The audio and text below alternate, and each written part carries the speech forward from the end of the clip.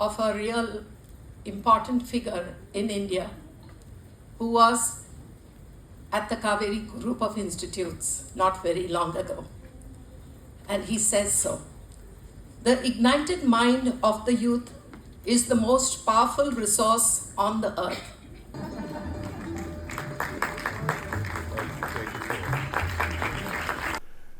I'm so happy to see the way we have actually moved forward into a leadership position, and I'll explain why I say that.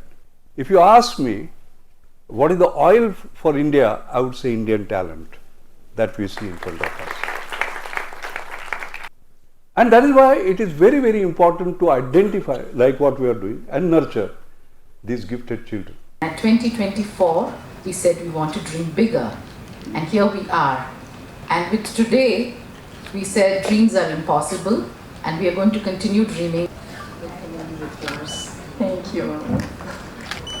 It's important to show it's effective or it's not effective. It's also important to show what works well, what doesn't work so well, and how to improve the things you're doing. We want to have later Nobel Prize winners, people who really change something in the country. Then you need something extra. As an educator, we help students to foster creativity, provide ample opportunity for students to express their unique talent and contribute meaningfully. So without, I won't say wasting, but using up any more time, I'm going to directly jump into the question answer series. Caste and class, all these play a very heavy role, and it impacts. We know many stories of how, Dr. Ambedkar's story is very well known, that he had to sit on a gunny bag at the back of the class or whatever. So those things play a role. So how can we see NEP supporting these kind of children and avoid the brain drain of ensuring they go out of India rather than keeping them here? Having worked in policy for about 15 years, I want to say that all of us who want to see change, we have to engage with our governments. We have to engage with them and force them and talk to them often enough, and suddenly you'll find an IAS officer who makes the change that you want.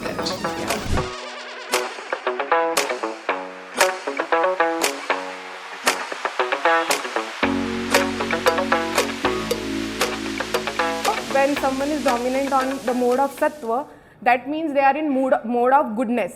So they might be very pure, they might be aware about the things that are wrong, that are right? So they are able to differentiate between what is correct, what is acceptable, what is not. So when Amit was used to get irritated, worried because of change in plans or something not happening according to his wishes and desires, now he was more mindful.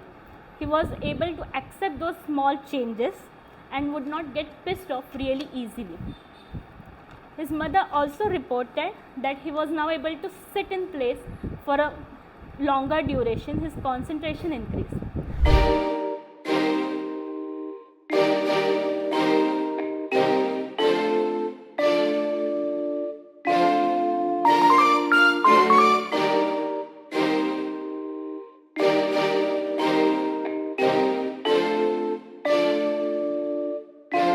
I'm very happy that to present the Talent Hub video in the city of Pune. By joining hands, together we can build a bright future for our children in India and also for the progress of our nation. I'm going to be speaking about enabling environments for Buddhiman students.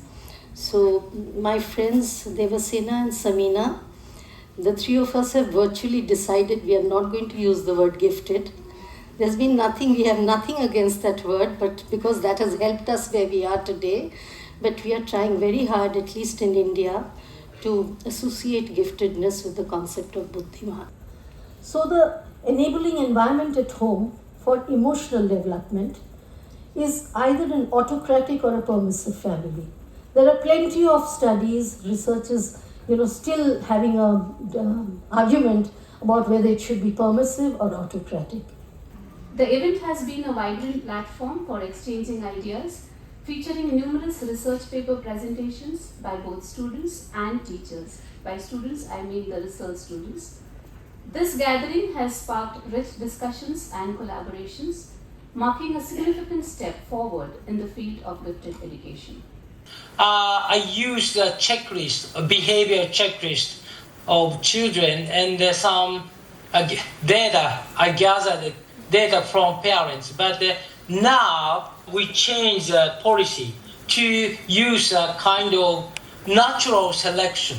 So, for example, we need a passion, high passion, or some experience of some specific field.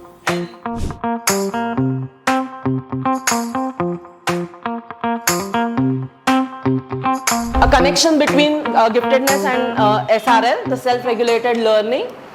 Basically, a self-regulated learning is an active process and which helps students to set a goal. Welcome you all for a panel discussion on synergy of different stakeholders in supporting talent in performing arts. My mother learned music, my Periyamma learned, my mother's elder sister learned violin, and the boys were great philosophers and great critics of the sisters, of course. So you can imagine this household where everybody is intelligent and everybody has a thought and everybody has a like and a dislike. And one thing I must tell you is freedom is what I experienced. I was born into a family where most of them were lawyers, and I saw everything. I saw logic, I saw Shastra, I saw Tarka, I saw Vedanta. Great philosophers, and everybody was detached. In traditional families, we look at life. It is not compartmentalized. So if you provide this in your household, which I received without knowing, without asking, for which I have extreme gratitude. Now, the investment of money is not directly proportional to output. See, understand this.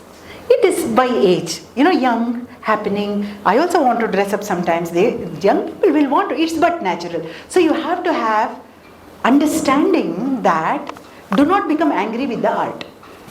Do not become angry with your child. Do not say my child is fickle-minded. No. The nature of the job is such. When it comes to the social emotional needs of how can we develop a peer relationship between gifted and non-gifted children, I completely echo with Shekhar sir. What he said is right. And also I say that collaborative learning spaces, if you are able to create for both gifted and non-gifted students, and these spaces will able to develop social emotional balance in the students. And not only that, well-being sessions. Generally when we talk about well-being sessions, we think that it's only for students. Not only for the students, teachers is very important. So when we know that how to handle the social emotional balance within the students, if the teacher is aware of it, definitely we can develop such an environment in the classrooms. We have Atal Tinkering Lab, those who are interested in these kind of activities.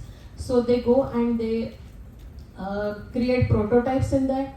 We have NASA projects, which children work on this. So different ability groups or different interests, we have having choices, and children go as per their interest to cater their own learning, understand or interest their own learning. They get self-motivated for going for these kind of projects.